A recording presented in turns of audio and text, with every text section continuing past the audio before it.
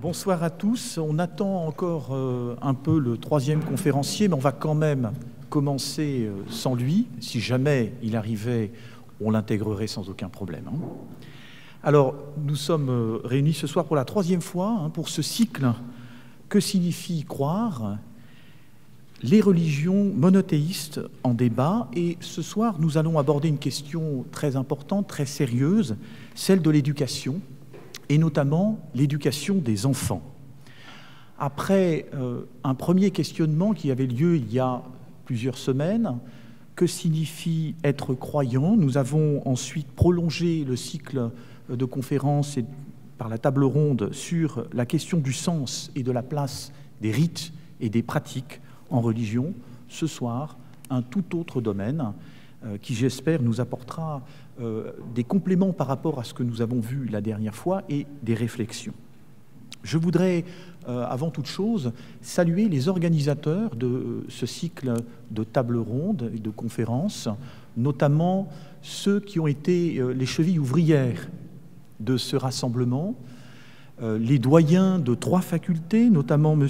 Bernard Janton pour la faculté des langues et cultures étrangères, M. René Heyer pour la faculté de théologie catholique et Rémi Gounel pour la faculté de théologie protestante.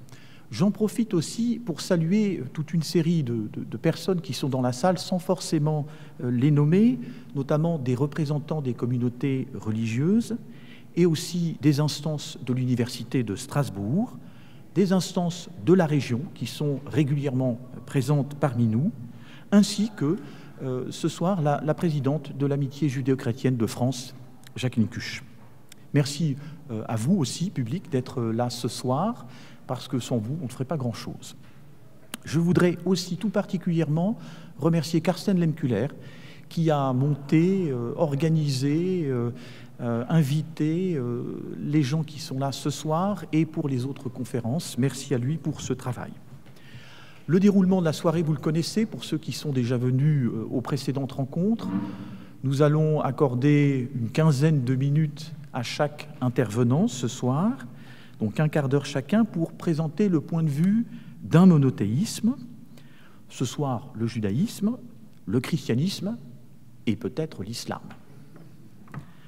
Donc après la question de la croyance que nous avons abordée il y a quelques semaines, les rites et les pratiques, il s'agit ce soir d'aborder la question de l'éducation des enfants.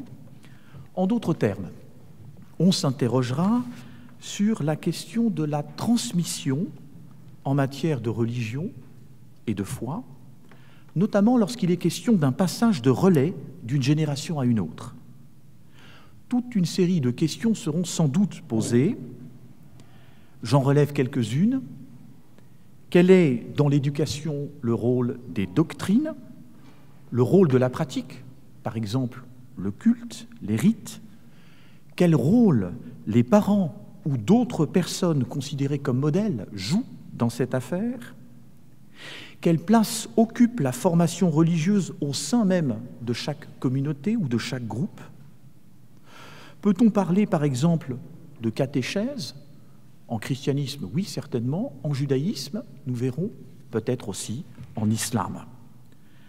Peut-on observer aussi une rupture de la tradition dans la génération des jeunes aujourd'hui?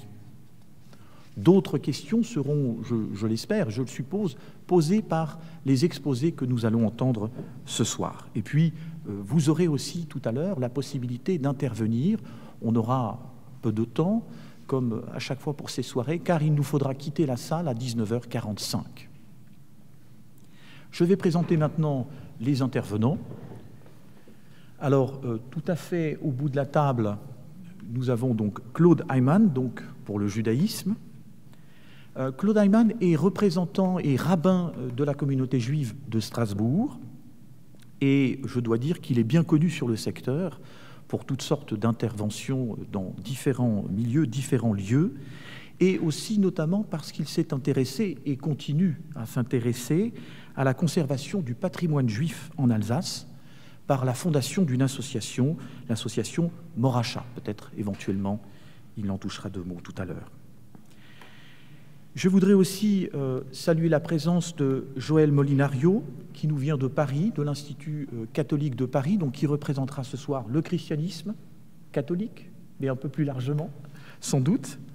Il est professeur à l'Institut catholique de Paris, spécialiste dans le domaine de la catéchèse et plus généralement de la théologie pratique. On attend encore, mais nous verrons s'il vient, Rachid Benzine. Nous le présenterons à ce moment-là. Alors, tout de suite, je vais laisser la parole à nos deux intervenants. Dans l'ordre, je propose de commencer par le judaïsme et puis ensuite le christianisme. Je vous cède la parole. Merci. Tout marche? Très bien. Donc, cette rencontre se tient dans le cadre d'une réflexion globale sur la foi aujourd'hui, et je crois que je n'aurais pas pu trouver meilleure introduction pour mon propos que ce thème-là. En modifiant quelque peu la belle formule d'André Neher concernant l'enseignement, nous pourrons dire à notre tour, éduquer, c'est dire espérance, c'est avoir foi. Nous voilà dans le vif du sujet. En réalité, André Neher ne fait que reprendre avec cette sentence un thème majeur de la pensée juive. En effet, le premier recueil des traités du Talmud, où sont exposées les obligations relatives au travail de la terre, appelé en hébreu Zeraim, semence, correspond la notion de Emouna, à savoir la croyance. Cette racine hébraïque, Amen, que tout le monde connaît, désigne à l'origine la nourrice et l'allaitement, dans la mesure où la nourrice donne avec constance et régularité au nouveau-né tout ce qu'il lui faut pour grandir, sans oublier la confiance que le nourrisson porte au monde qui l'entoure et dont il n'imagine pas qu'il l'abandonnera. Par ailleurs, le travail de la terre et l'attente qu'il impose avant de donner ses fruits implique une certaine dose d'espoir. Il en est naturellement de même pour l'éducation. Il faut savoir être patient. Élément important lorsqu'on aborde l'éducation des enfants, c'est d'abord de se rappeler que l'enfant est considéré dans la Bible comme une bénédiction. La postérité du juste sera nombreuse et ses descendants comme l'herbe de la terre. Job chapitre 5.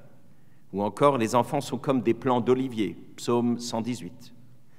L'enfant est un fruit, comme le rappelle le fameux « multiplier et fructifier » de la Genèse. Le judaïsme traduit cette dimension d'espoir que suscite la venue au monde de l'enfant en soulignant l'importance de l'éducation. Ceci explique pourquoi les parents, et à défaut la société, la communauté, se trouvent investis du devoir impératif d'enseigner la Torah, que l'on appelle en hébreu mitzvat Talmud Torah, l'obligation d'enseigner la Torah. Lorsqu'on sait que la connaissance est souvent comparée à la lumière, on ne sera pas non plus étonné d'apprendre que l'éducation se dit en hébreu chinour, qui signifie à l'origine nettoyer la lampe avant d'introduire une huile propre et de nouvelles mèches. Éduquer, c'est donc préparer le futur adulte. Là encore, espoir et patience sont indispensables. Mais éduquer représente un challenge ambitieux et périlleux.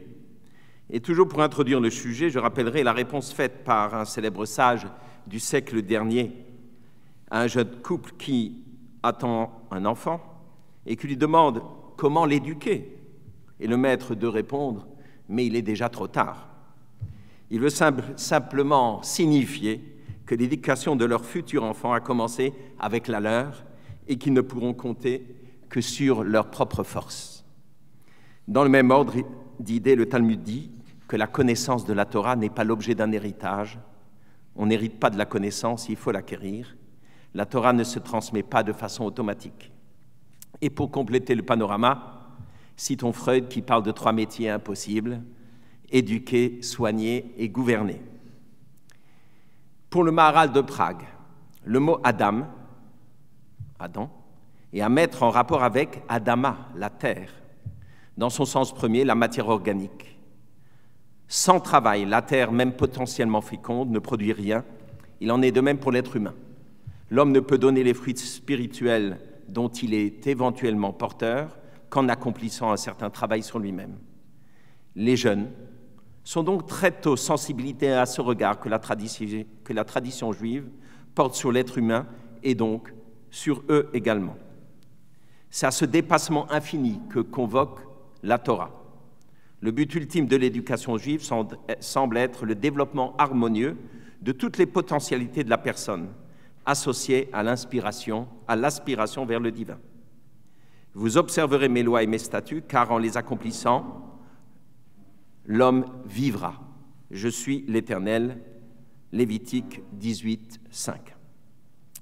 Les enfants ressentiront donc très vite qu'il n'y a aucun hiatus entre ce devoir d'obéissance au commandement et l'harmonie humaine, car les commandements n'ont d'autre but que de réaliser pleinement la liberté à laquelle l'homme est destiné.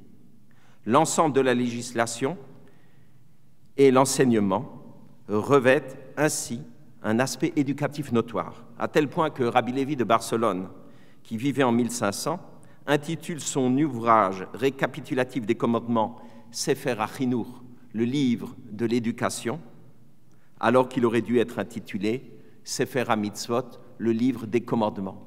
C'est dire combien le rapport et la symbiose est proche il y a symbiose entre la notion de commandement et la notion d'éducation, la notion d'évolution et de culture. Nous sommes par ailleurs appelés le peuple du livre, mais d'où nous vient la force de nous consacrer à l'étude de ce livre? C'est peut-être, dit le rabbin Samson Raphaël Hirsch, parce que la vie appartient à la Torah et la Torah appartient à la vie. Thème que nous déclinons dans l'expression hébraïque Torah Traim, une Torah de vie. Tant la Torah orale que la Torah écrite nous interpellent, nous sommes de nous confronter au sens de la vie, au sens de la destinée humaine dans son ensemble.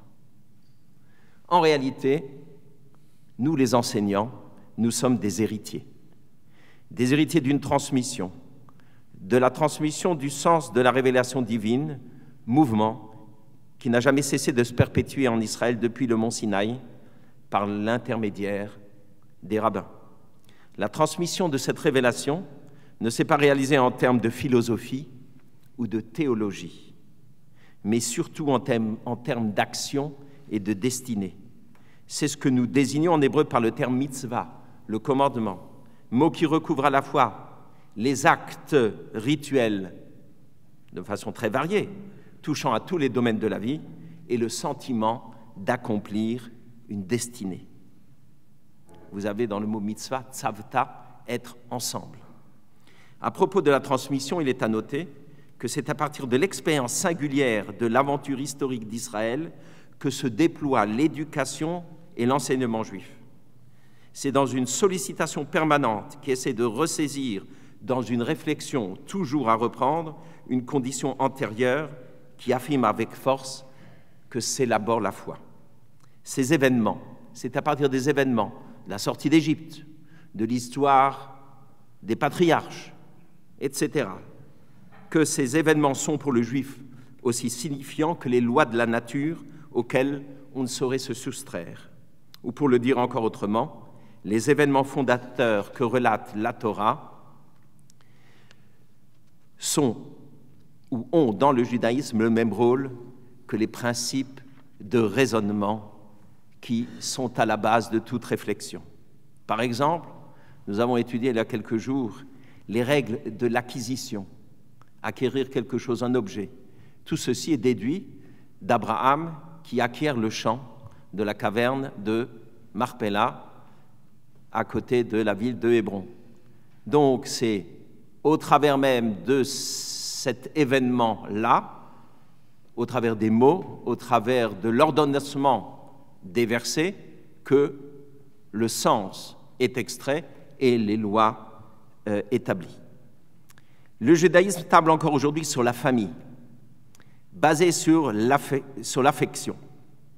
Cet accord, qui repose en grande partie sur la confiance mutuelle et la volonté de durer, reste un soutien et une incontestable bonne protection de l'enfant en devenir. Père et mère, dans leurs différences, sont susceptibles de jeter les bases du respect de l'autre. Pour beaucoup, le lien familial est non seulement une réalité, mais peut-être le seul qui importe vraiment. Le pays, la nationalité, les affiliations politiques, les liens au sein du monde du travail sont susceptibles de varier et de changer. La filiation reste malgré tout une constante importante de toute identité. Certains y sont indifférents, d'autres la détestent, mais elle constitue une donnée fondamentale de l'existence, car on est toujours confronté à son origine. Pour la tradition juive, chaque parent est investi d'un devoir éducatif et doit pouvoir comprendre les responsabilités qu'il implique. Les parents sont les vecteurs de l'éducation, et notamment dans un premier temps la mère, qui a la mission d'ouvrir son enfant à la culture et à la transmission. Il lui revient en effet d'encourager l'amour de la Torah chez ses enfants dès qu'ils commencent à parler, en éveillant chez eux le désir d'apprendre. Il faut cependant être mesuré et relativiser quelque peu notre propos. Si la famille occupe une place centrale dans la transmission de l'éducation juive, son rôle ne se résume pas à un simple transfert d'héritage. Les choses sont plus complexes. Ce que la famille transmet, ce n'est jamais qu'elle-même. On a pu dire en effet que la famille est une virtualité qui se fait elle-même dans et par son œuvre. L'éducation des enfants, c'est la famille se faisant. Par ailleurs, on comprend bien l'importance des parents dans la mesure où, pour le judaïsme, éduquer, c'est certes instruire, autrement dit apporter un savoir, mais c'est également former, ce qui implique une part d'éthique. Il s'agit de permettre à l'enfant de s'inscrire dans une vie sociale en mettant l'accent sur le respect, la bienveillance, l'ouverture à l'autre et la vérité, et surtout le chesed, la générosité. Je vais aborder maintenant, en quelques grandes lignes, le programme éducatif d'un enfant juif. Étant entendu que je parle d'un idéal et que la réalité est plus nuancée et plus complexe. Dans la pratique, l'enfant apprend à lire l'hébreu de façon ludique et très progressive à partir de 3 ans. Cet apprentissage se fait aussi de façon visuelle, et l'on présente les différentes lettres sous forme de dessins, susceptibles d'évoquer la lettre en question. Par exemple, le gimel, la 3e lettre, est représenté par le chameau, appelé gamal en hébreu. Il est donc capable, en arrivant au CP, d'aborder la lecture et la traduction de la Genèse et celle simultanée du Lévitique. On utilise bien sûr la méthode de la traduction répétition, souvent associée au chant. Tout ceci avec de la bonne humeur. Et c'est à ce moment-là, au CP, que l'on aborde également l'écriture hébraïque. Pour posséder un bon bagage juif, un jeune doit consacrer durant sa scolarité au moins 3 heures par jour en moyenne aux études juives.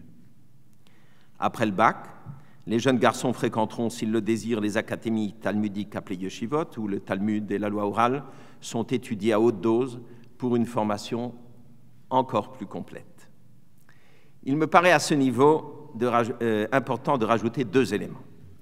Un élément de forme.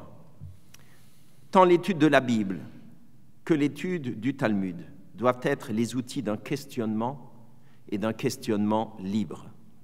À partir de là, les réponses données pourront s'élaborer en tenant compte des paramètres d'interprétation, en ayant à l'esprit que la Torah est une Torah de vie, prégnante des questions des hommes d'aujourd'hui. L'éducation juive, parfois un peu moralisatrice, je le reconnais, doit être surtout capable de développer la capacité critique des jeunes, base d'ouverture, condition essentielle du libre arbitre. Et je voudrais aborder maintenant un élément de fond.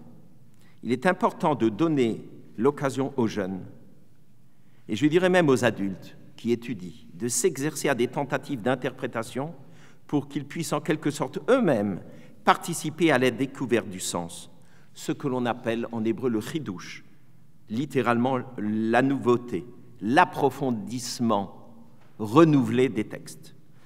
Ils sont de nos jours incités à coucher leurs pensées sur le papier ou les afficher sur l'écran. Et il est vrai que la diffusion de ce genre d'exercice devient plus simple à l'heure de l'ordinateur. C'est en réalité de créativité que nous parlons. Éduquer, c'est permettre l'épanouissement de la personne par la créativité, par l'exercice d'un savoir-faire ou d'une démarche personnelle qui, dans le cadre juif, enrichit la communauté et par conséquent, beaucoup plus largement, l'ensemble de la société.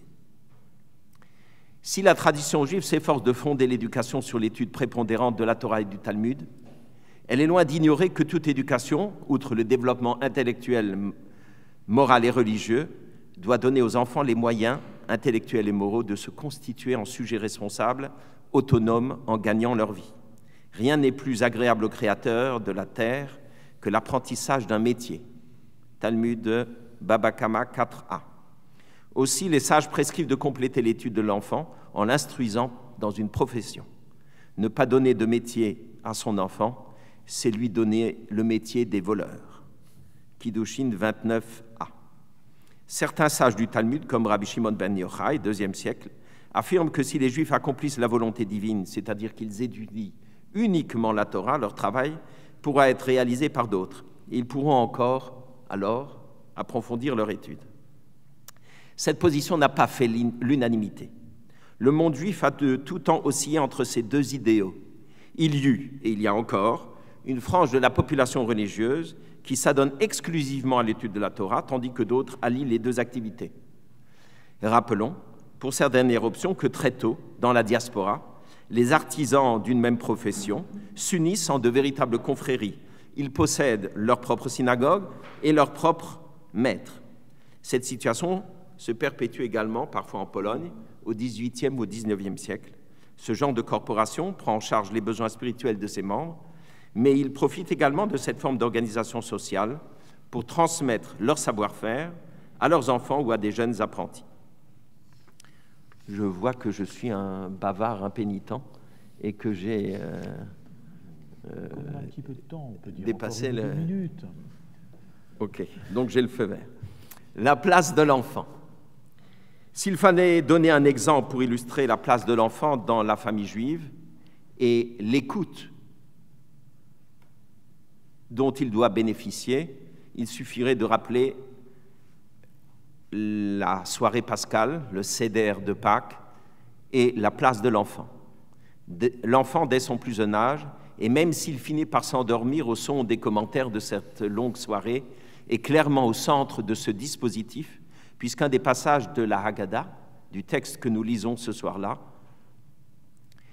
évoque les questions de 4 sortes d'enfants susceptibles d'en poser. Vous avez le sage, vous avez le méchant, celui qui critique, vous avez le simple, et vous avez même celui qui ne pose pas de questions, auquel qu'il faut pousser justement à poser des questions, à s'éveiller, à s'interroger.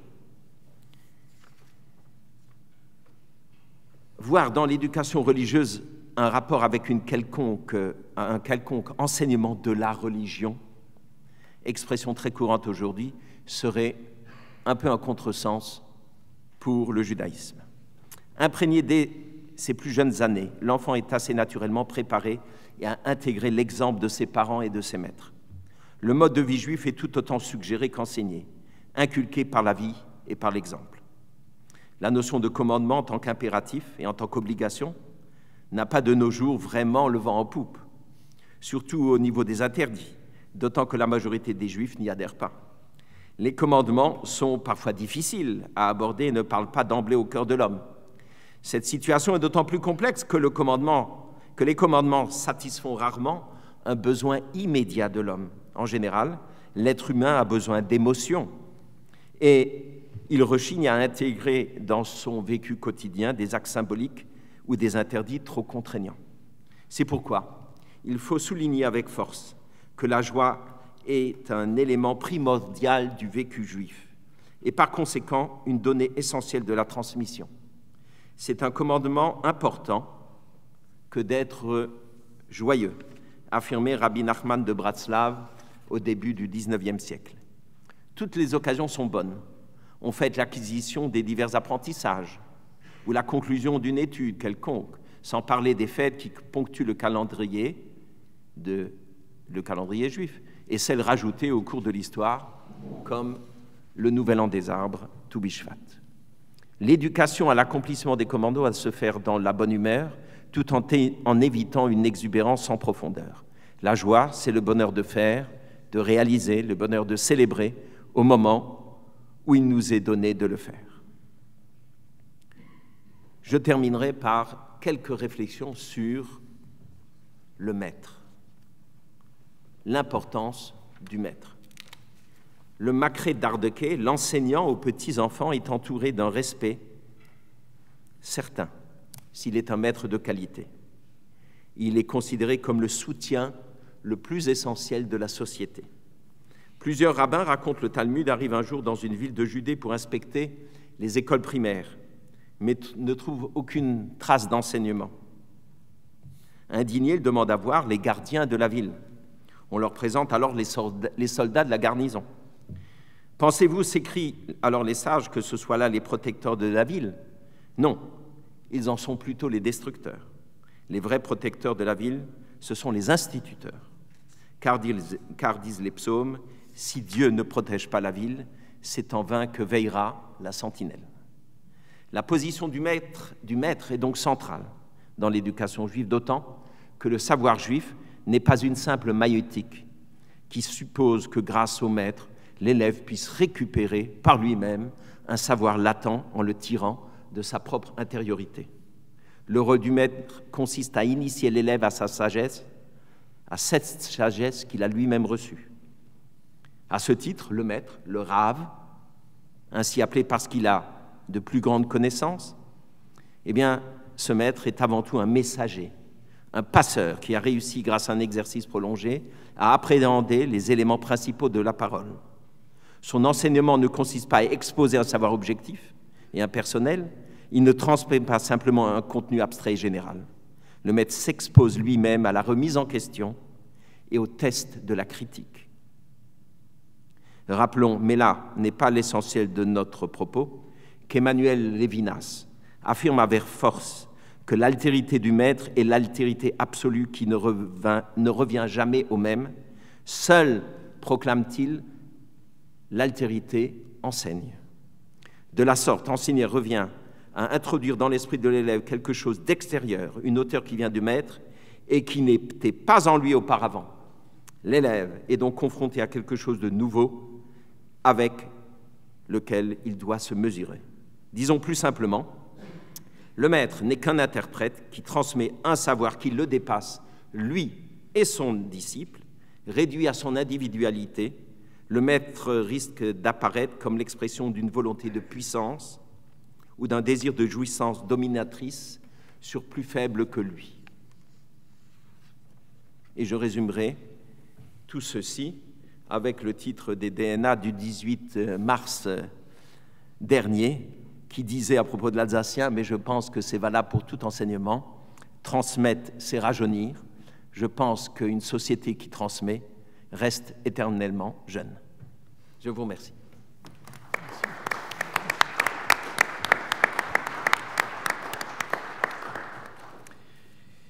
Merci beaucoup. Je passe directement la parole à Joël Molinario.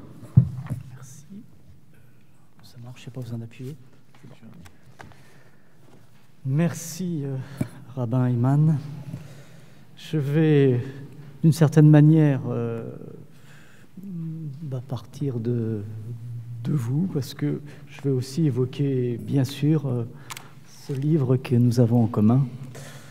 Nous, on l'appelle, avec une expression malheureuse, Ancien Testament, mais il n'est pas ancien. Bien. Un fait d'histoire dans le christianisme, c'est que la foi chrétienne, la Bible et les pratiques éducatives ont partie liée depuis l'origine du christianisme.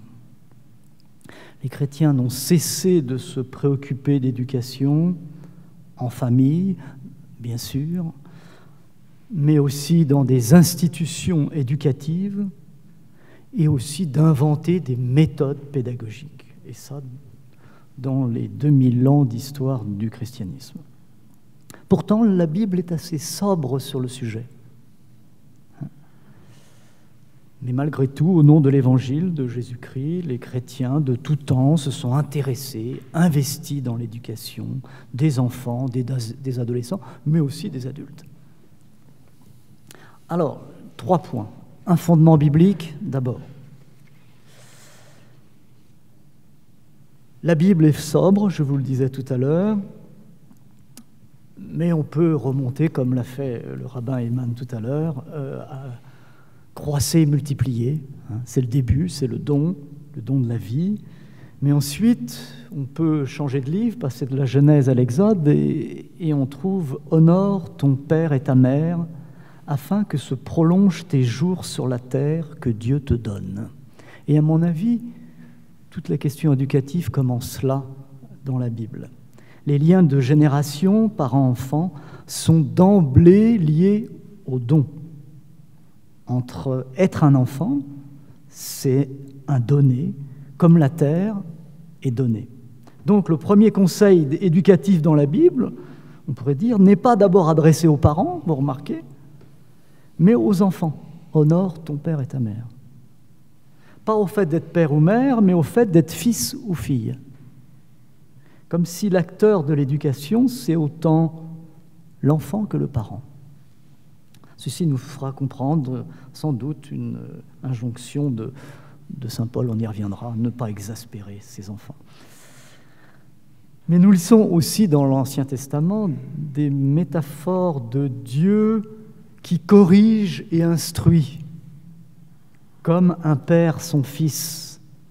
Vous connaissez ces phrases dans le Deutéronome, évidemment, surtout Deutéronome chapitre 8 au verset 5. Donc le Deutéronome nous dit que l'histoire du peuple élu depuis l'Égypte jusqu'à la terre promise est une éducation, une instruction que Dieu fait pour Israël. Et cela commence par le souvenir du salut que Dieu apporta. Conduire au désert, faire connaître la faim, donner la manne, donner les commandements. Donc Dieu est un éducateur, est un pédagogue. Résumons la question éducative dans l'Ancien Testament, si je peux résumer l'Ancien Testament, excusez-moi, cher rabbin, mais elle commence d'abord du point de vue de Dieu et des enfants. Il y a quand même une petite injonction éducative dans le Siracide où il est dit aux parents, au père, « As-tu des enfants? Alors fais-leur leur éducation. » Mais vous voyez que c'est assez sobre. Donc c'est beaucoup la tradition qui va développer. Dans le Nouveau Testament, saint Paul reprend la question éducative à 2 endroits.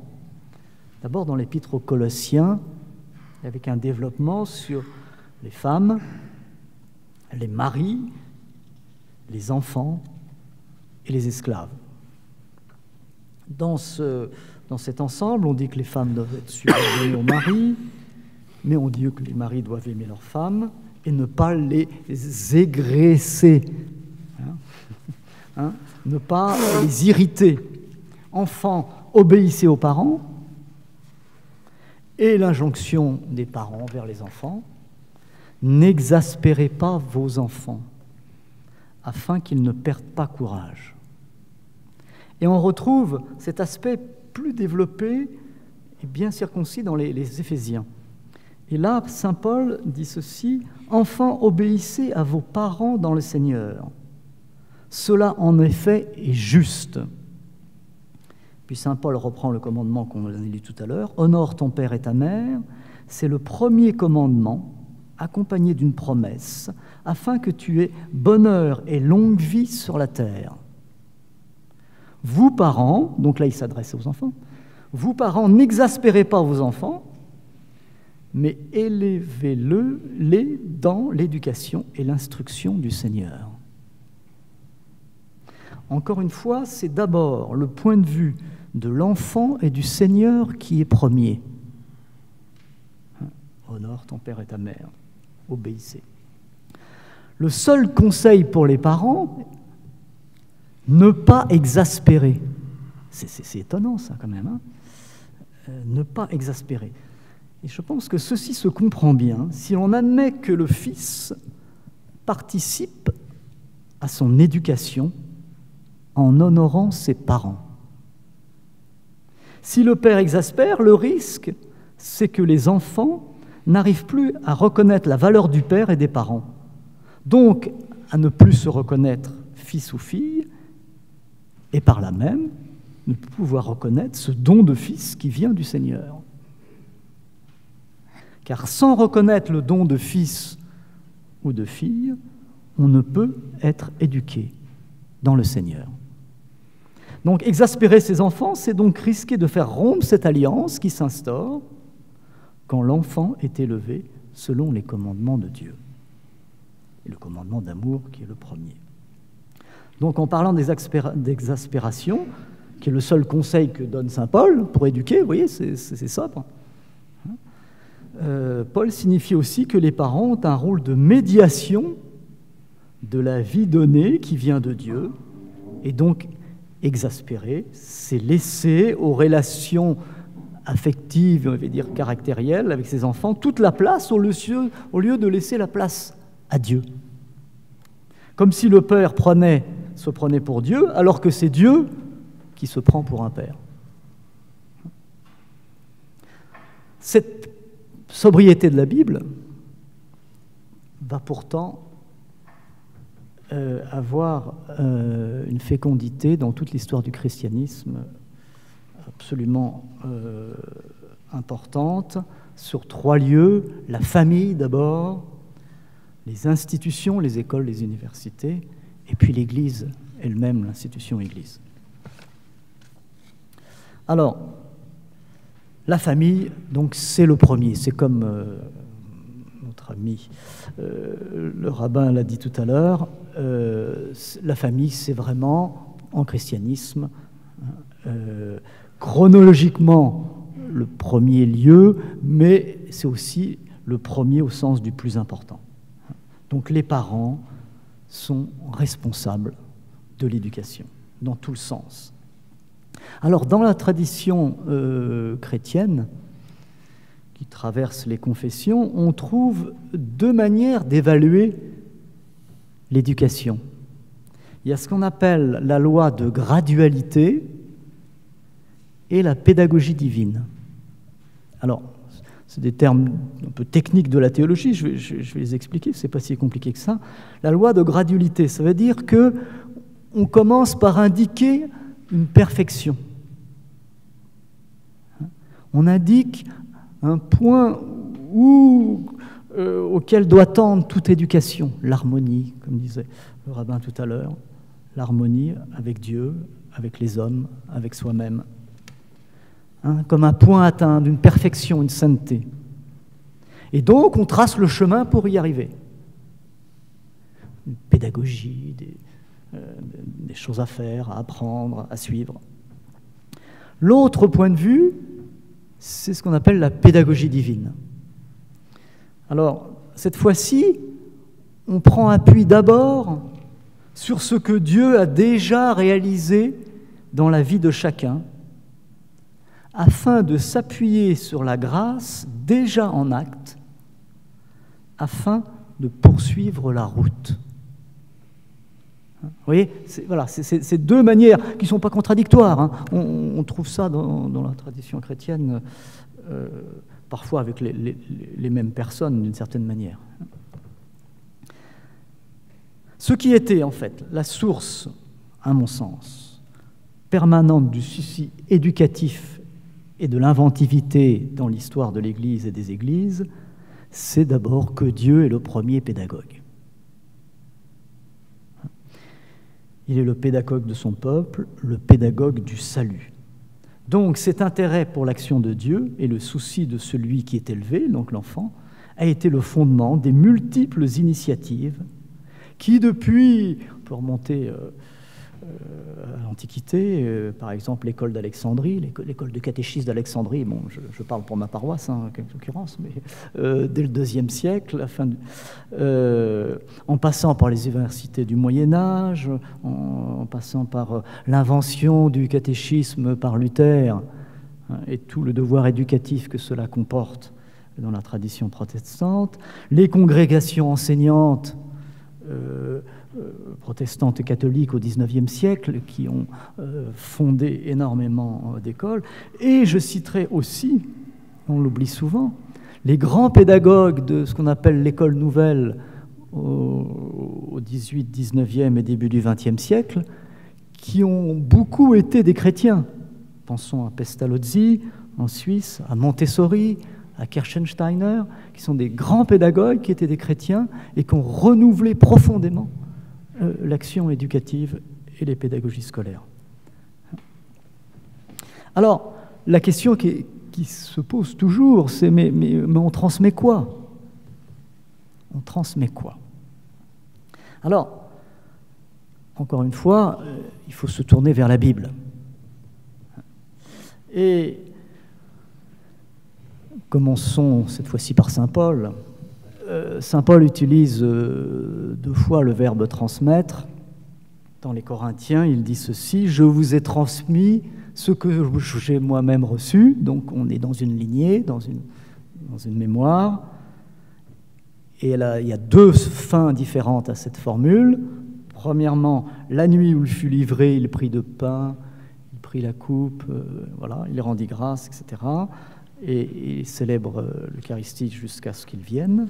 Et la deuxième phrase qui commence par « Je vous ai transmis ce que moi-même j'ai reçu », c'est « Le Christ est mort pour nos péchés selon les Écritures, il a été enseveli, il est ressuscité le 3e jour selon les Écritures, il est apparu à Pierre et aux 12. » Donc, l'Église, par la famille, par les écoles, par la catéchèse, transmet à la fois de la mémoire et du rite.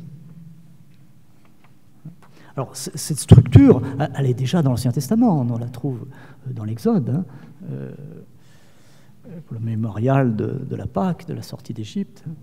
Donc, c'est une structure mémoire et rite. Donc, mémoire, c'est la mémoire de la foi fondamentale de l'Église. Le Christ est ressuscité. Donc, la base de tout le développement de toute la doctrine. C'est le cœur, le fondement. Et puis les rites, eh bien, c'est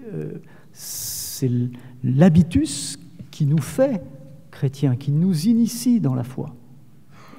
Car la foi chrétienne n'est pas une idéologie, mais aussi c'est une familiarité avec Dieu. Et cette familiarité, elle s'entretient dans la prière, dans les rites, et dans tout un tas d'exercices de la foi, comme dirait Blaise Pascal. Remarque importante de la Bible, et pas seulement de la Bible, de toute la tradition chrétienne, le mot foi n'est pas le complément d'objet direct du verbe transmettre. C'est-à-dire que saint Paul ne nous dit pas « je transmets la foi ». Je transmets de la mémoire, des rites, mais pas la foi. Car le seul auteur véritable, c'est Dieu. C'est Dieu qui engendre la foi. Donc, la famille, l'Église, l'école, elle peut être là pour donner les conditions pour que la foi, la rencontre du Seigneur puisse se faire, se réaliser et la foi éclore.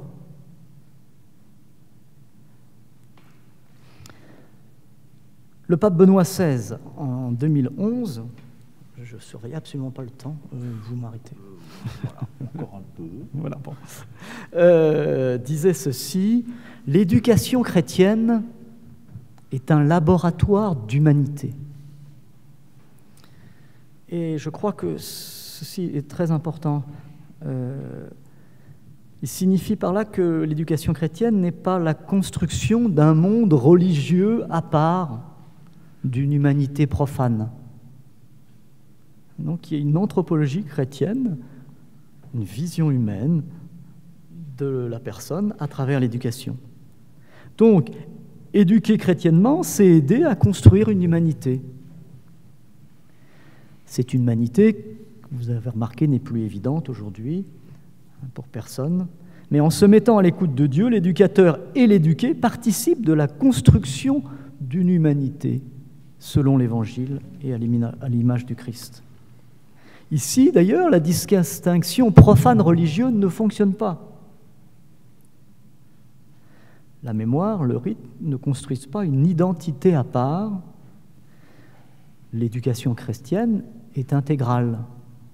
Elle touche toute la personne, l'intelligence, le cœur, le corps. Et une des choses qu'on retrouve qui va dans le même sens dans certains grands textes là, plutôt catholiques sur l'éducation au XXe siècle, c'est que on dit que l'éducation participe au salut de Dieu. Pourquoi on dit une chose pareille? Parce que le bébé qui naît est un être inachevé. Le bébé est une promesse de vie. Donc, cette promesse de vie humaine, elle se réalise quand l'enfant reconnaît le don de la vie dont il vit. Cette éducation chrétienne a donné lieu à bien des débats, mais en tous les cas, c'est une promesse, la naissance. Et donc l'éducation réalise, participe au salut et à la création. Dans l'éducation, on essaye de faire advenir un être à son humanité. À son humanité, en référence à celle du Christ, évidemment. Alors, dans la tradition chrétienne, un peu comme disait le rabbin Eman tout à l'heure, il y a aussi différentes conceptions pour approcher cette éducation.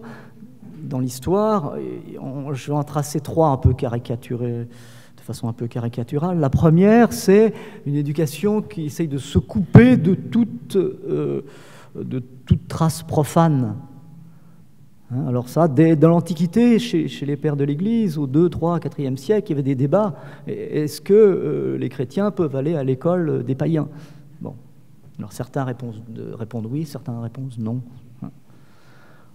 Une autre manière, c'est de dire, on se base sur les valeurs humaines environnantes, sur l'éducation déjà faite, les humanités classiques, et ensuite, on apporte la foi comme un excès dans cette humanité qui est enseignée par les écoles. L'autre, ça serait aussi de voir s'appuyer sur les ressources propres de la foi chrétienne dans sa capacité éducatrice pour aider à discerner et entrer en dialogue avec le monde environnant, avec la culture, avec les institutions aussi d'école. En tous les cas, il y a toujours quelque chose du salut qui se joue dans l'éducation,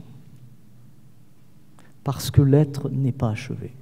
Alors, on ne pourrait pas parler de cette question ce soir sans évoquer ce qu'on appelle aujourd'hui la crise de la transmission. Alors, je ne vais pas développer tout ça, je vais simplement dire deux mots pour terminer. J'ai évoqué tout à l'heure la question du rite. Il est clair qu'aujourd'hui, depuis, on va dire, les années 60, depuis une cinquantaine d'années, la question du rite a mauvaise presse dans notre culture. Et donc, le rite est souvent lié aux choses anciennes, répétitives, stériles, où l'individu n'est pas pris en compte. Voilà, donc là je pense que là il y a un vrai souci pour la foi chrétienne en tous les cas de montrer la valeur anthropologique de la ritualité et donc du bien fondé des rites. L'autre aspect de cette crise de la transmission, c'est une crise de la tradition et de l'autorité. Et donc, les églises, les familles sont touchées par cette crise de l'autorité, cette prédominance de l'individu, de sujet qui se construit lui-même. Donc, Aujourd'hui, on n'a pas l'a priori positif d'une tradition que l'on reçoit. Donc, il faut inventer, dans ce monde-là, des manières de transmettre. Et non pas renoncer à transmettre, évidemment. Voilà, je vais m'arrêter là. Merci beaucoup.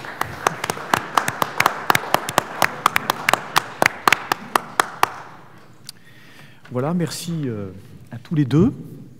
Donc on va avoir maintenant un moment d'échange. On a du temps pour une fois, donc c'est très très bien. On a 3 quarts d'heure devant nous pour poser un certain nombre de questions. Alors j'avais un petit peu envie dans un premier temps peut-être de vous laisser un peu de temps peut-être pour réagir l'un par rapport à l'exposé de l'autre, si vous le souhaitez. On est assez libre par rapport à cela. Puisqu'on a simplement 2 exposés ce soir, mais très riches. Si vous avez envie peut-être de réagir par rapport à ce qu'a dit l'autre. Je ne sais pas ce que vous en pensez.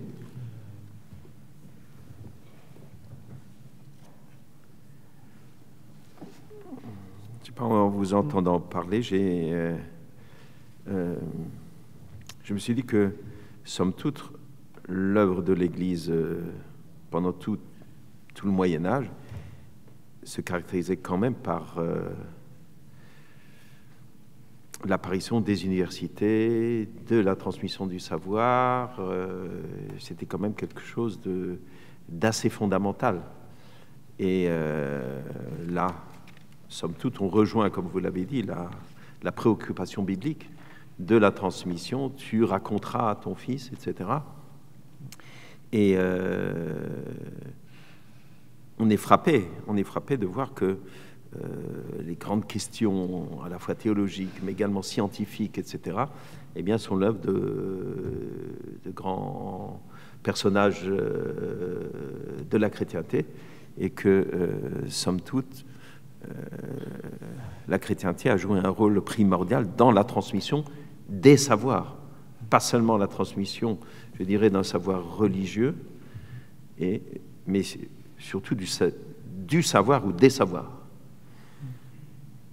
Ce qui n'est pas tellement le cas chez nous, mais ce qui est quand même particulier, c'est que il n'y a pas de peur dans le judaïsme de la découverte de la nouveauté.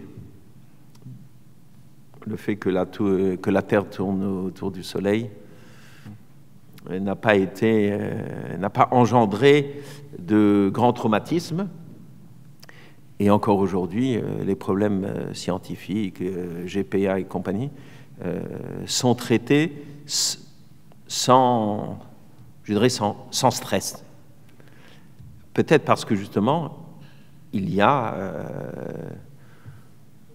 dans les religions du livre un fondement d'ouverture qui est fondé sur la connaissance, l'acquisition des connaissances, de la connaissance, et que c'est quelque chose dont il faut être conscient et qui peut être profitable encore aujourd'hui dans notre approche du monde. Oui, merci. Plusieurs choses que je voulais dire par rapport à votre exposé. D'abord, la belle formule de départ, éduquer, c'est dire l'espérance. Je pense que là, c'est vraiment quelque chose qui nous est commun. Car s'il y a éducation, c'est bien parce que nous croyons à la vie. Et parce que la vie est en développement, et donc elle s'accompagne. Et donc là, il y a des vraies traditions d'éducation, de fait d'élever les enfants, etc. Alors, je ne connaissais pas, d'autre part, la citation de Lévinas. Je la trouve très, très intéressante. C'est-à-dire que vous dites bien que l'enseignement du maître n'est pas une maïotique. Et Lévinas qui nous dit c'est l'altérité qui enseigne. Et ça, je crois que c'est quelque chose qui, dans le monde chrétien occidental, ne passe pas encore très bien. Il y a une certaine manière de concevoir l'éducation qui est justement un modèle maïeutique, c'est-à-dire que l'enfant a tout en lui, comme chez Socrate, et puis l'éducation, c'est simplement nommer ce qu'il a déjà en lui. Et je crois que c'est insuffisant. C'est insuffisant. Une chose est de développer les potentiels, aider à développer les potentiels de l'enfant, mais la révélation de Dieu, elle ne s'invente pas, l'enfant ne la découvre pas lui-même. Voilà. Et donc, là, je pense que dans nos traditions occidentales, il y a une mauvaise lecture de Socrate. C'est-à-dire que Socrate croyait à la transmigration des âmes, mais la maïeutique, ça marche que si on croit à la transmigration des âmes. Mais si on ne croit pas à la transmigration des âmes, on ne peut pas imaginer que l'enfant a tout en lui et qu'il suffit de faire sortir et c'est bon. Oui. Et donc là, je crois que cette citation de Lévinas est très importante. Et aujourd'hui, c'est un débat très, très clairement dans la catéchèse catholique et réformée aussi sur les modèles plus ou moins inductifs de la catéchèse. Et voilà, donc ça, c'est un vrai débat aujourd'hui. Et merci pour cette citation. Alors autrement, je suis frappé, mais comme toujours, de l'importance du sérieux avec lequel, dans la tradition juive, on apprend les Écritures, comme la grammaire de l'existence. Et ça, nous les catholiques, on n'est pas très très bons là-dessus. Nos frères réformés sont meilleurs, mais les catholiques, on n'est pas très bons. On doit s'améliorer. Oui, c'est un peu la question que je voulais vous renvoyer. On sent bien l'importance dans le judaïsme de l'étude, le travail effectivement sur les textes, à la fois Torah écrite, Torah orale, et en même temps cette capacité à se questionner par rapport à un donné, qui sont ces textes sacrés. J'ai l'impression qu'on le sent beaucoup moins du côté de la tradition chrétienne. Est-ce que vous pouvez réagir par rapport à cela? C'est-à-dire oui, le fait que dans la tradition juive, en fait, l'éducation passe par un travail, une étude constante et continue. C'est l'histoire d'une vie, au fond, qui commence dès l'âge de 3 ans, nous dit-on. Dans le christianisme, comment est-ce qu'on gère aussi la question de l'apprentissage d'un certain contenu de la révélation, des pratiques, des rites? Alors, j'ai une petite idée, mais j'aimerais vous entendre là-dessus. Alors, l'histoire, on peut peut-être faire un petit retour sur l'histoire récente, notamment, je pense, en catholicisme.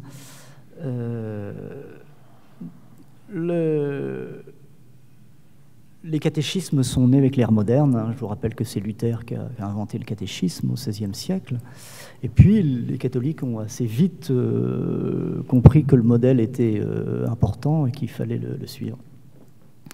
Et à partir du XIXe siècle, il va y avoir une sorte de renforcement d'un enseignement extrêmement abstrait et dogmatique de la doctrine chrétienne.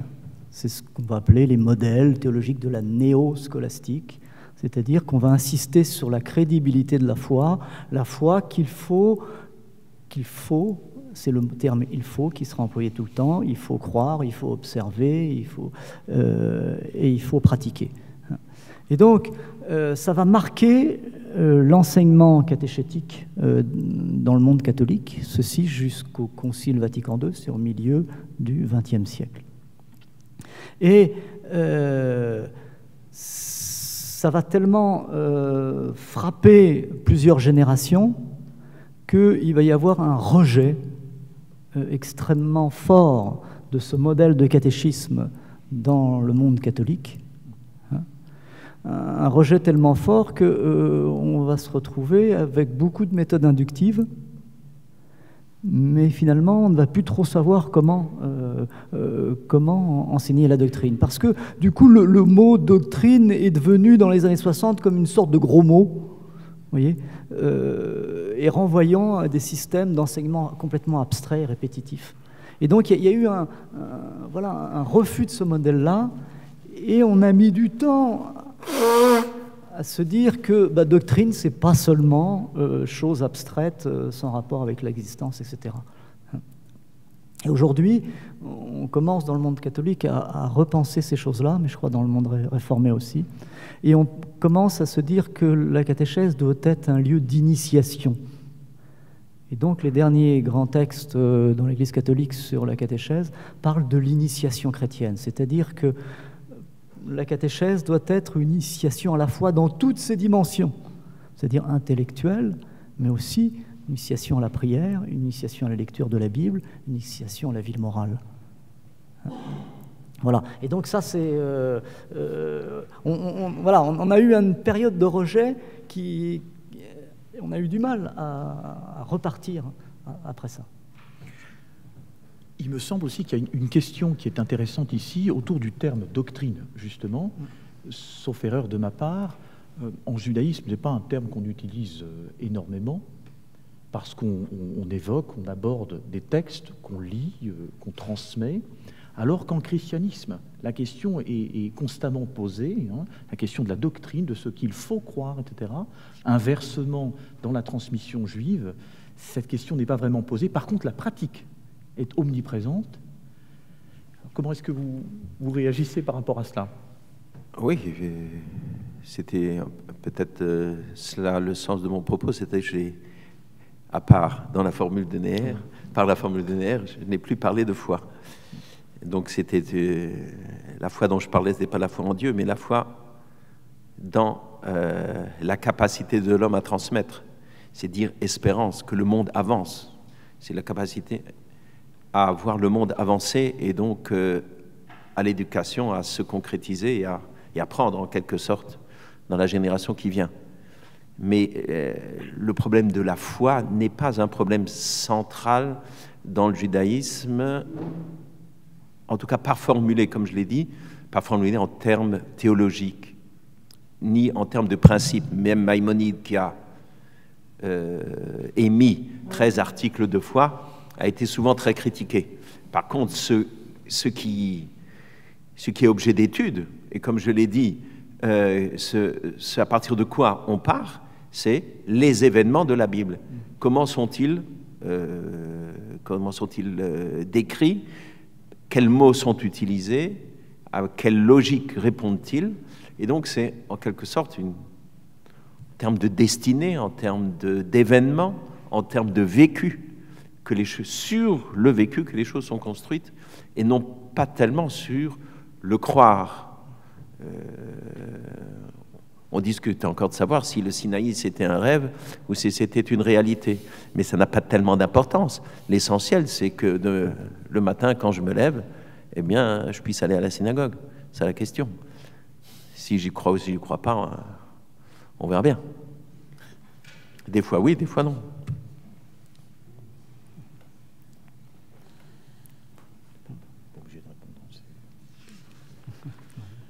Voilà, alors écoutez, on a maintenant un petit peu de temps pour des questions du public. Donc il faut en profiter, je crois qu'il y a un micro qui peut circuler ici. Donc une première question dans le fond de la salle, ensuite devant, et puis encore du monde derrière. Donc il faut que tu ailles là-bas, levez la main ceux qui ont... Voilà, monsieur. Et alors, si vous pouviez donc bien parler dans le micro, qu'on vous entende et qu'on puisse enregistrer. Merci. Oui, bonsoir. J'aurais une question. Vous avez parlé donc de l'éducation, on va dire, chacun dans la foi chrétienne, dans la foi juive. Et en fait, ma question, c'était dans la problématique du vivre ensemble, et donc l'éducation aux faits religieux, l'ouverture à la religion de l'autre, qui est très compliqué, voire impossible dans notre système d'éducation nationale laïque. Donc est-ce que par rapport à ça, vous auriez des idées, des pistes pour justement ouvrir nos jeunes à la compréhension de la religion de l'autre?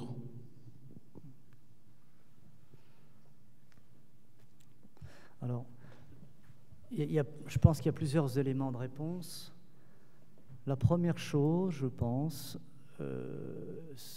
nous avons en France un rapport qui a été remis au ministre de l'Éducation nationale en 2002, qui s'appelle le rapport Debray, du philosophe Régis Debray. Si ce rapport était appliqué, déjà, on serait très avancé. Ce rapport date de février 2002. Il préconise la chose suivante, que l'enseignement des religions doit pas être une matière à part, mais par contre, que chaque discipline de l'éducation nationale doit concourir à ne pas ignorer le religieux quand celui-ci permet de comprendre la discipline en question. Si vous faites de l'histoire de l'art et que vous ne connaissez rien à la symbolique d'une synagogue, d'une cathédrale, etc., ben vous êtes à côté de la plaque. Bon, je n'ai pas besoin de développer tous ces exemples. Hein. Mais par exemple, Aragon dit ceci, mais comment voulez-vous comprendre, Debray dit ceci, comment voulez-vous comprendre la Semaine sainte d'Aragon si vous ne connaissez rien à la liturgie catholique? Pourtant, la Semaine sainte, ce n'est pas du tout un roman religieux, hein, mais la structure symbolique du roman repose sur la symbolique de la Semaine sainte. Donc, vous ne pouvez pas faire de littérature, en l'occurrence sur cet objet-là, si vous ignorez ça. Bon, voilà. Donc, et l'idée de Régis Debray, c'est que, ben voilà, chaque discipline, quand il le faut, eh bien, il faut retrouver les faits. Il parle des faits religieux, mais aussi de leur sens, qui permet de comprendre tel événement, tel aspect de l'histoire, tel aspect même des mathématiques. Un jour, on a créé le zéro. Ah, ben, c'est pas loin non plus de. On disait que Dieu était le 1, ben voilà. Quand on invente le zéro, qu'est-ce qui se passe? Oui, il y a tout un tas de choses comme ça. Évidemment, l'histoire de l'art, la littérature, etc., etc. Bon. Ça, je pense que c'est... si on faisait ça, déjà, ça serait bien. Moi, j'enseigne auprès de futurs professeurs des écoles pour l'enseignement catholique. Je leur ai fait lire cette année, au mois de novembre, l'introduction du rapport de Régis Debray de 2002. J'aurais caché la date et ils m'ont dit « Ah oui, ça a été écrit après les événements du mois de janvier. » Les événements du 13 novembre n'avaient pas encore eu lieu. Et vous lisez l'introduction, vous vous dites, mais c'est aujourd'hui, ça. Donc, voilà.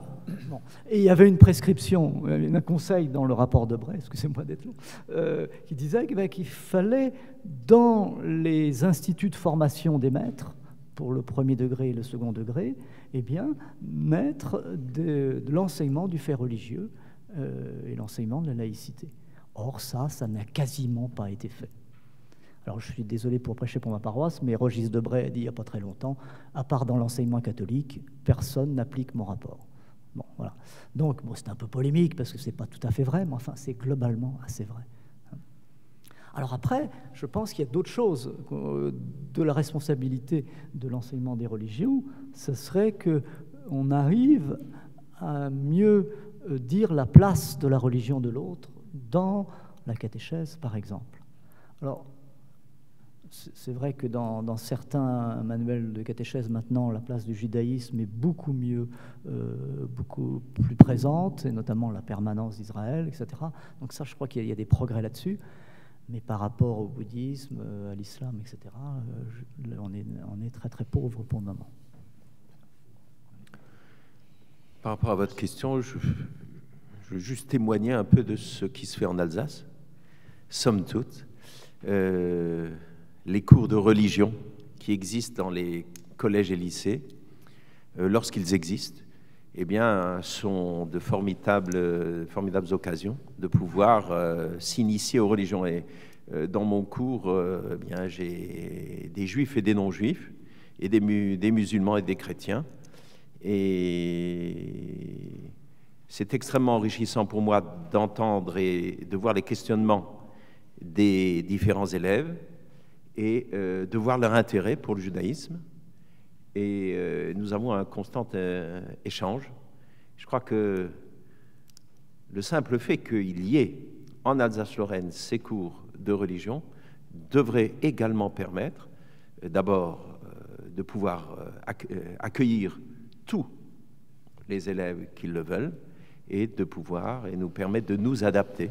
Parce que nous nous adaptons. On m'a demandé, mais comment est-ce que l'islam a été reçu par le judaïsme? Quelle est la différence entre l'islam et le judaïsme? Donc j'ai fait un cours sur l'islam et le judaïsme.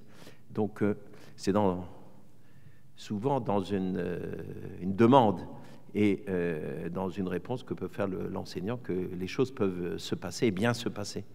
Donc il y a des outils, en tout cas chez nous, et j'espère je pense qu'ils sont utilisés surtout dans le primaire et dans les collèges.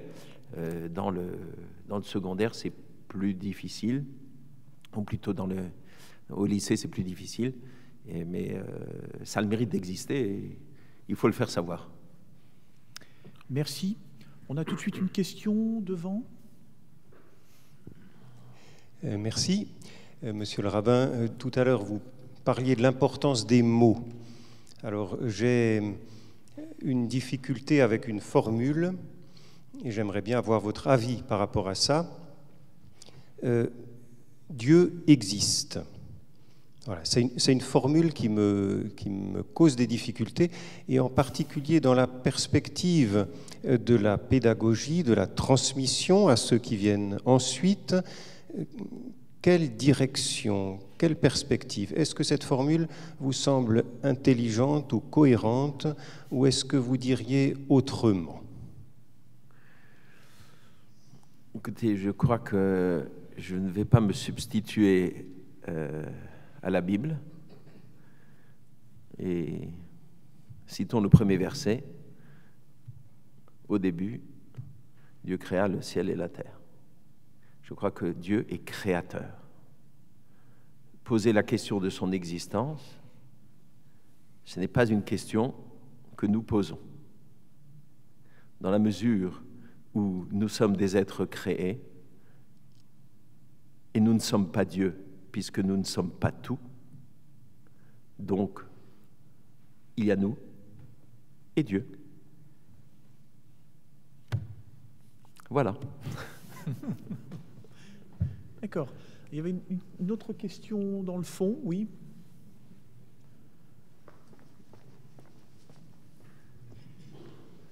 Et ensuite, qui a demandé la parole? Je sais pas. D'accord, ici et là. Merci. J'ai deux questions. La première question, c'est... Une question, s'il vous plaît, et ensuite on pourra passer à d'autres. Ok, une question. En fait, il y a une phrase qui a été prononcée par Joël Molinario que je n'ai pas compris. Il a dit « La foi n'est pas le COD du verbe transmettre ». Je n'ai pas compris cette phrase. Alors oui, donc je veux dire que là, dans la Bible, quand par exemple Saint Paul dit « Je vous ai transmis ce que moi-même j'ai reçu », il ne dit pas « Je vous ai transmis la foi ». Il dit « Je vous ai transmis la mémoire, le kérigme », ce qu'on appelle le kérigme dans le christianisme, c'est-à-dire que la foi dans la résurrection, la résurrection du Christ, ça, je vous transmets ça. Je vous transmets le mémorial de l'Eucharistie, reçu au Jeudi Saint. Mais on ne dit pas,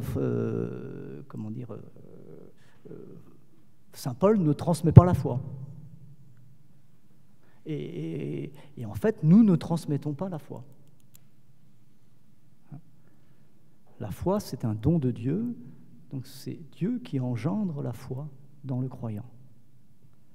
Ce que peuvent faire, nous les croyants, nous les parents, nous les éducateurs, c'est de permettre que cette rencontre de Dieu se fasse. Donner les conditions pour qu'elle puisse se faire. Alors, je peux vous donner une métaphore que j'utilise de temps en temps pour comprendre ça. C'est une métaphore musicale. J'avais lu il y a quelque temps des études sociologiques sur la vocation de musicien. Bon, très intéressant.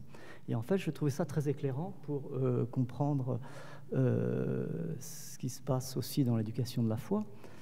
Ce que disent les sociologues, c'est que les musiciens professionnels, on va dire, à 90 ou 95%, sont de familles de musiciens. Très rares sont des musiciens qui n'ont jamais entendu de musique et puis qui un jour deviennent musiciens. Bon, il y a toujours des exceptions, mais voilà. Par contre, tous les enfants qui ont des parents musiciens ne sont pas des musiciens professionnels. Vous voyez ? Donc, vous voyez, la chose, c'est que quand on est dans une famille de musiciens, on a beaucoup de chances de pouvoir être un jour musicien professionnel et avoir une vocation de musicien qui éclot. Mais pas forcément, pas pour tout le monde. Vous voyez ? Et donc, l'éducation chrétienne, c'est ça, ça donne la possibilité de la rencontre du Christ, la rencontre de Dieu. Mais c'est quand même la liberté de Dieu et la réponse de l'homme qui après va faire le travail. Une question dans le fond de la salle, puis ensuite devant. Quelqu'un avait levé le doigt là-bas ? Oui. Merci. En fait, c'était juste pour remercier des passerelles que vous nous offrez, justement. Et je regrette que Rachid Benzine ne soit pas là pour parler justement de ces passerelles, parce que voilà, moi je voyais, j'en ai retrouvé plusieurs en tant que musulmane, alors je voulais en témoigner en quelques petites minutes. Donc déjà, l'importance de l'éducation dans le Coran, le premier mot qui est descendu au prophète Mohammed, donc par l'ange Gabriel, c'est Iqra. Iqra, d'où vient le nom du Coran, Qur'an. Donc c'est lit. Donc l'importance vraiment de l'éducation, c'est le premier mot. Sinon, l'éducation, justement, comme vous disiez, c'est un savoir. Donc le savoir, c'est la mémoire, c'est les rites. C'est aussi une éthique, cette éthique de bienveillance, d'ouverture à l'autre, de respect. Et d'ailleurs, dans ce sens, le Coran dit souvent « Je ne suis qu'un rappel des messages qui m'ont précédé », donc des autres messages des monothéismes. Et c'est pourquoi je vous remercie justement de le mettre aujourd'hui donc de nous éveiller à cela. Et je regrette justement que voilà, cette éducation, et je rejoindrai la question de monsieur qui était derrière moi, cette éducation au vivre ensemble aujourd'hui, elle est plus importante que jamais, à l'éducation à l'autre, à l'altérité, puisqu'elle se retrouve déjà dans nos religions. Et là, je voudrais témoigner en tant que musulmane, j'ai des enfants, et je voulais justement les éduquer à la religion musulmane. Donc ils sont ici scolarisés à Strasbourg maintenant, donc lycéens et première année université. Et je dois dire qu'il n'y a rien, absolument rien. Donc moi, je suis croyante, pratiquante, ce qui fait que je leur ai enseigné ce que je connais. Et je regrette profondément qu'il n'y ait pas justement cette éducation qui soit faite, une structure. Donc il y a des associations, je les ai inscrites à des associations. Il y en a où c'est vraiment très moralisateur, en fait. C'est ça ce que je regrette. Donc, ce que disait donc Monsieur le rabbin, il y a aussi cette éducation, mais très moralisatrice, qui n'est peut-être pas assez dans l'esprit critique, parce qu'il faut aussi qu'il y ait une balance, un équilibre dans les deux. Et puis, alors là, aujourd'hui, le défi pour tous les parents, j'imagine, c'est l'écran, les écrans qui font écran. Alors, absolument, incroyablement, tellement rapidement. Et donc on ne sait même plus ce qu'ils apprennent, et on sait bien justement que malheureusement des fois ce qu'ils apprennent, et pour la religion musulmane en l'occurrence, parce que je suis très souvent sollicitée, voilà, toi musulmane, et je ne veux pas vous dire tous les poncifs et les préjugés qu'on entend malheureusement, qui sont aussi, il faut dire, alimentés par l'actualité terrible que nous vivons. Donc simplement vous dire quelle importance de cette éducation aujourd'hui, repenser l'éducation, comment la penser, la repenser, comment l'offrir dans cette diversité que nous vivons aujourd'hui et qui va être celle du XXIe siècle. Et alors quand vous parliez de le discernement, j'en termine par là, vous disiez justement l'importance du discernement, et là ça rejoint une sourate du Coran qui s'appelle le discernement, parce que justement l'importance d'apprendre nos enfants à discerner. Alors comment les aider à discerner? Je vous remercie encore.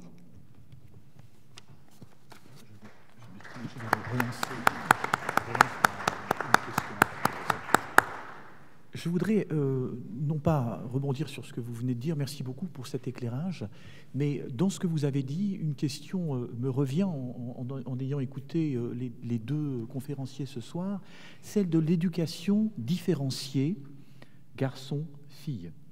Quand même question intéressante dans les religions, puisqu'on constate souvent, alors pas simplement dans les monothéismes, mais ailleurs, que les choses sont bien séparées en ce qui concerne l'éducation par rapport au texte fondateur, par rapport aux pratiques, par rapport au milieu familial, etc. Est-ce qu'on pourrait avoir un éclairage? Alors évidemment, il ne s'agit pas de faire une deuxième conférence sur le sujet, mais un petit éclairage de la part du judaïsme et ensuite du christianisme sur cette question précisément.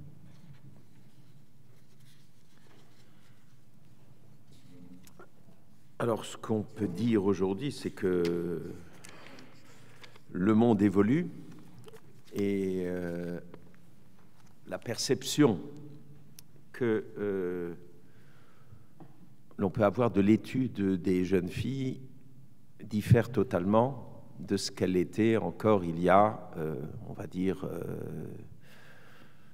150 ans.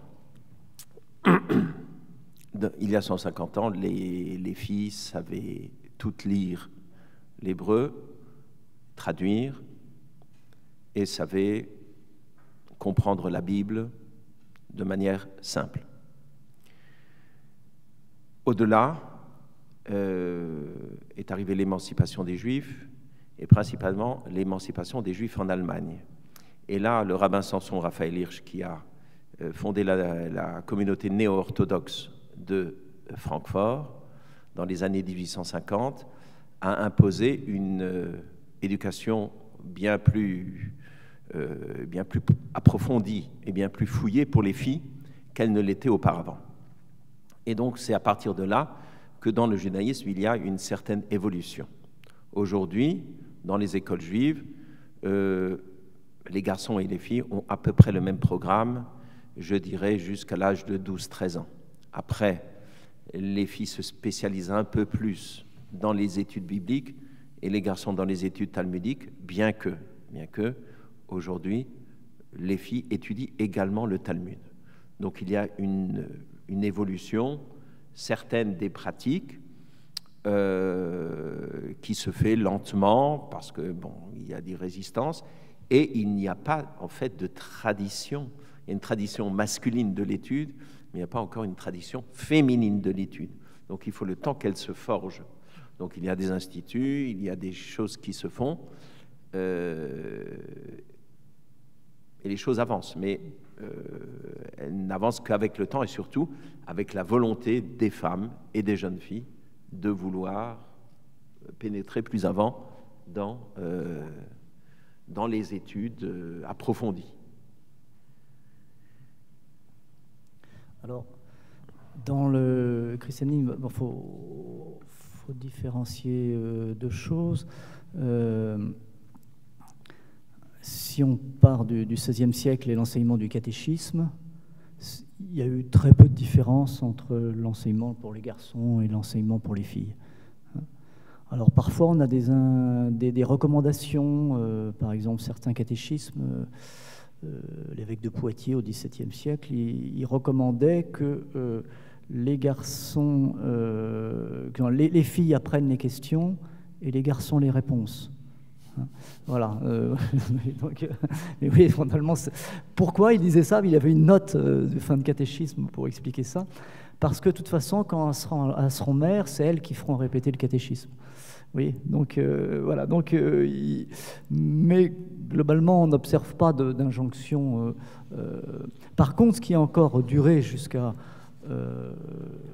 XIXe siècle, c'est une séparation dans l'éducation générale humaine de la personne, où les filles, bon, voilà, on ne les poussait pas à faire des études.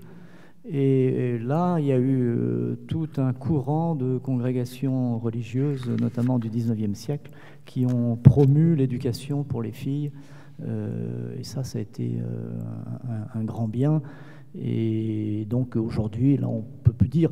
Maintenant, ce qui se passe, c'est que les filles sont bien meilleures que les garçons. Hein, ça, c'est clair. Hein, c'est pas partout. Hein, c'est pas. Et au point de vue catéchèse, c'est frappant aussi. Hein. les catéchèses catholiques, je ne sais pas si chez les réformés ce qu'on peut dire, mais les filles sont plus présentes, elles sont plus fidèles à la formation catéchétique que les garçons. Donc ça, c'est une question nouvelle qui nous arrive. Merci. Il y avait une question devant. Attendez, attendez le micro.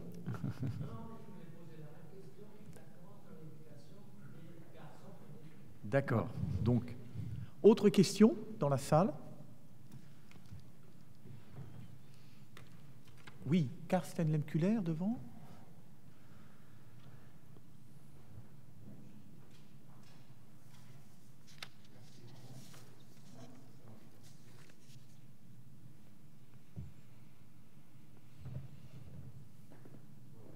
Toujours, maintenant, ça marche. Voilà, on a déjà plusieurs fois abordé la question de la connaissance de l'autre, qu'on aimerait aussi transmettre déjà dans l'éducation, à la maison, et à l'école, à l'église ou à la synagogue. Et ma question porte sur une certaine tension entre, d'une part, fidélité par rapport à sa propre religion et, de l'autre part, ouverture pour l'autre. Pour le dire un peu naïvement, quand je suis chrétien, j'aimerais quand même, si j'ai une opinion, si je suis enraciné dans ma foi, j'aimerais que les enfants deviennent aussi des bons chrétiens, pour le dire un peu naïvement. Même chose pour un juif, même chose pour un musulman. Donc l'éducation essaye quand même, d'une certaine manière, de faire passer sa propre religion comme la bonne. C'est un peu naïf, hein, mais tout le monde le fait comme ça. Et en même temps, on aimerait quand même que l'enfant comprenne dès le début qu'il y a l'autre et qu'il y a d'autres religions. Il faut aussi le respect vis-à-vis de l'autre. Et comment une éducation, très concrètement, que ce soit déjà au sein de la famille, que ce soit à l'école ou dans une sorte de catéchisme, comment peut-on articuler ces deux pôles, hein, donc fidélité par rapport à sa propre religion et l'ouverture et le respect vis-à-vis de l'autre? Merci. Mais je crois que, encore une fois, en Alsace-Lorraine, nous sommes privilégiés, puisque les religions se rencontrent régulièrement, discutent, etc. Et cela a nécessairement un impact à la fois sur les participants de ces dialogues et également sur leur discours, et donc sur l'ensemble des fidèles, on va dire. Donc là, je crois qu'il y a quand même quelque chose qui se travaille depuis une bonne dizaine d'années, en profondeur. Alors bien sûr, c'est jamais assez, il faut toujours reprendre le métier, mais les choses avancent. Et je crois que le respect d'autrui, il s'enseigne dans la famille. Et si on n'a pas de respect pour autrui, on n'aura pas de respect pour la religion d'autrui, on n'aura de respect pour rien. Donc, ça fait partie du b.a.-ba de l'éducation. Et si ces choses-là ne sont pas enseignées de manière, je dirais, impérative et, je dirais, clairement affirmée, là, c'est vrai que ça pose problème. L'école ne fera toujours que approfondir. Mais, somme toute, le ferment de l'éducation, c'est quand même la famille, ce qui se transmet lorsque les volets sont fermés. Alors, je pense qu'il y a une notion qui est dans la tradition chrétienne et qu'on a trop négligée, c'est l'estime de la foi des autres. Ça fait partie de la tradition depuis les pères de l'Église que, en soi, la foi de quelqu'un est estimable. Voilà. Vous êtes juif, vous êtes musulman, vous êtes chrétien, vous êtes bouddhiste. Votre foi est estimable. Et à partir de cela, eh bien, on peut s'ouvrir à l'autre, à l'estime de cette foi, et ça n'exclut pas que sa propre foi elle grandisse et elle mûrisse. Mais c'est toujours plus riche d'être attentif et avoir le soin même de la foi des autres. Et ça, je crois que c'est un geste que l'on ne fait pas assez, qu'on n'éduque pas assez, parce que il y a toujours quelque chose de Dieu qu'aucune religion ne peut maîtriser. Les religions ne peuvent pas maîtriser Dieu. Et leur tradition, aussi grande soit-elle, Dieu est toujours plus grand que ce qui est plus grand. Donc, il y a quelque chose que le rabbin m'apprend de Dieu, il y a quelque chose que l'imam m'apprend de Dieu, que le croyant musulman m'apprend de Dieu, que le croyant juif m'apprend de Dieu. Mais là aussi, on n'est qu'au début d'un travail qui, à mon avis, reste encore beaucoup à faire. Oui, je voulais juste rajouter que le respect, il apparaît lorsque on n'a pas la volonté de chercher à convertir l'autre. Et ça, je crois que ça, c'est une donnée fondamentale. Dans le judaïsme, il n'y a pas de velléité ou de rêve de convertir l'humanité au judaïsme. Le peuple juif a reçu une Torah qu'il transmet en tant qu'impératif à lui donner et non pas nécessairement aux autres. Maintenant que les notions qui sont inscrites dans la Torah soient petit à petit passent au sein de l'humanité, fait bien que le christianisme et l'islam sont, je dirais pas des développements, mais des branches de quelque chose qui a pris naissance il y a bien longtemps. Je crois qu'à partir du moment où il n'y a pas de velléité de conquérir le monde, eh bien, on a déjà fait un grand pas. Oui, madame. Bonsoir, je voudrais juste parler un peu d'expérience parce que j'ai été maman catéchiste, catholique. J'ai enseigné pour les enfants donc, au moment de la première communion, à la préparation 7-8 ans comme ça, puis après au niveau de la confirmation. Et la première chose qui m'a semblé vraiment importante, déjà au niveau des 7 ans, 8 ans, c'était de les ouvrir en même temps de l'enseignement catholique, la Bible, les autres religions. Donc je prenais, tant pis, je parlais après aux parents, parce qu'en fait, il fallait faire aussi un enseignement religieux aux parents qui me laissaient les enfants, parce que j'avais pris la prérogative de leur expliquer le judaïsme, le protestantisme, l'islam, le bouddhisme, pas pour juste en grandes lignes leur expliquer les fêtes, leur expliquer justement le respect de l'autre religion, et pour semer des graines. Et après, voilà, c'était important pour moi de semer des graines et d'ouvrir les enfants et les familles que je pouvais toucher à l'ouverture à l'autre.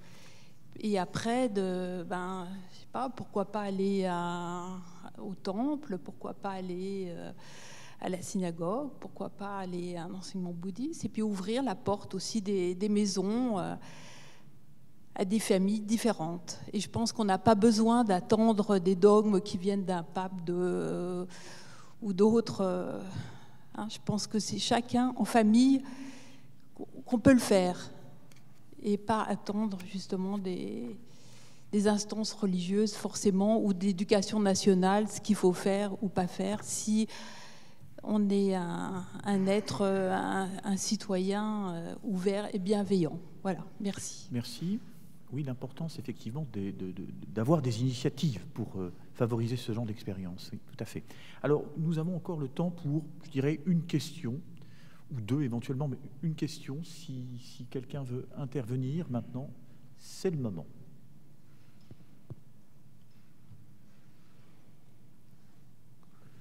Ça jette un froid. Oui, Jean-Marc Dupeux.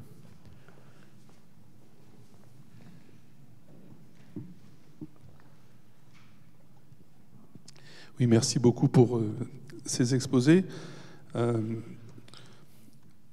D'abord, une remarque sur la question de l'enseignement, disons, interreligieux. Je crois que c'est vrai qu'on est en Alsace-Moselle et qu'on a beaucoup de chance. En même temps, le rapport Debré, même s'il est encore un horizon, il désigne une réalité qui n'a pas pu se mettre en place et qui met les professeurs aujourd'hui dans une grande difficulté d'aborder ça, puisqu'on est dans une espèce de vide d'information religieuse vraiment qui est énorme, et au niveau des profs et au niveau des élèves. Je suis prof de religion en lycée. Mais ce que je voulais dire surtout, c'est ce qui m'a semblé, c'est que si au fond nos deux conférenciers sont d'accord pour dire que la foi ne se transmet pas, et que même, dire il faut croire, c'est contre-productif. Ils sont aussi d'accord pour parler de mémoire, l'un et l'autre, j'ai l'impression. Mais aujourd'hui, le mot de mémoire, de faire mémoire, est un mot difficile. J'aurais voulu savoir s'ils pouvaient préciser encore un tout petit peu ce que peut être dans l'éducation cette question de la mémoire, qui me paraît être vraiment au cœur de ce qui peut être dit, mais c'est peut-être pas facile de parler de mémoire. Il nous reste 3 minutes. 3 minutes pour la mémoire.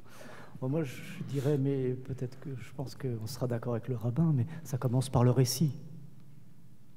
Tu raconteras à tes enfants. Voilà, je pense que le récit des merveilles de Dieu pour l'humanité, c'est d'abord ça. Si, voilà, là, je fais du concentré, mais je pense que... Et puis, il y a la mémoire de la ritualité aussi. Ce que je pourrais dire, c'est que le mot zecher, le mot souvenir en hébreu, c'est zachar, le mâle, c'est-à-dire celui qui ensemence, celui qui enrichit. Il n'y a pas de mémoire du passé. Il y a une actualité de la mémoire. Et ce que Abraham a vécu, c'est ce que je vis au travers de l'enseignement que j'en reçois. Mais cet enseignement, il est pour moi aujourd'hui. Donc pour moi, Abraham n'est pas un être historique, c'est celui qui achète son champ à la caverne de Marpella et qui me dit quel est le rapport que je peux avoir avec les objets et avec le monde. Donc je ne suis pas dans le passé, je suis dans le présent. Et on espère dans l'avenir.